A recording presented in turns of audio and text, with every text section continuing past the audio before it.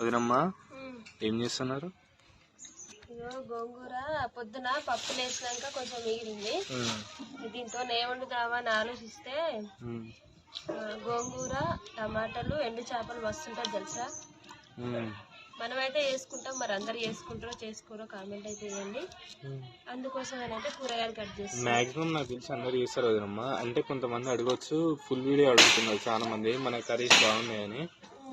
So ఒకవేళ full video పిల్లలు తీయనివ్వకపోతే మీరు షార్ట్ వీడియోలో చెప్పండి వదినమ్మా ఎట్లా చేస్తారో. చెప్తా ఖచ్చితంగా. అగో ఒక నీకు చూసేనా కన్నయ్య ఎట్లా తిన్నారు? చిలక కొరికిందా? చిన్న చిలక కొరికిందా చూపు.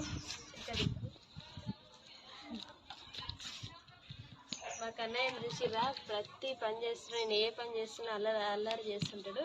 ఈ రోజు అయితే మా కర్రీ వచ్చేసి గోంగూర, ఎండు చేప.